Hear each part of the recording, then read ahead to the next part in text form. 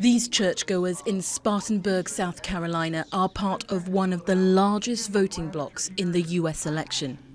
During the primaries, many evangelical voters backed other Republican candidates, but the latest polls show that more than 90% of them now support Donald Trump.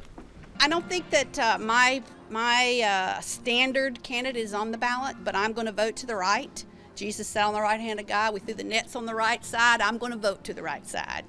I wouldn't call either one of the candidates conservative, but I think of the two, there's an obvious choice. But there's little enthusiasm for the Republican candidate in this evangelical stronghold. And the Trump camp is worried that, like in the 2012 election, many may choose to stay home on polling day. But Pastor Hamlet says it's their Christian duty to vote. I believe, according to Romans chapter 13, a Christian has a responsibility to be involved. You respect the government. We may not always agree, but we respect, and we're a part of that. And Christians should be a part of the process.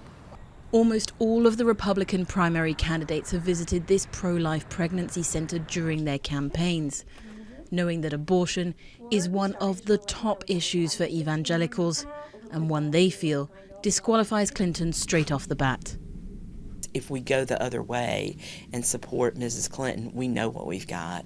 We know that it's going to be abortion on demand. We know that it's going to be marriage between anybody. We know, there's just some things we know about her. We don't have that with Donald Trump. We don't have a voting record. The local Christian university is hosting forums around the topic of evangelicals and the election.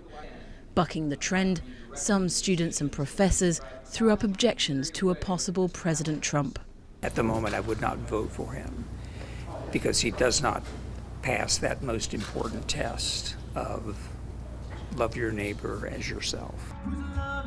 Nationwide, white evangelicals account for almost 20% of the population and 39% of the Republican Party. Here in South Carolina, they're an even stronger voting force. Due in part to their voting record, the state has stayed Republican since 1976 and is unlikely to turn blue.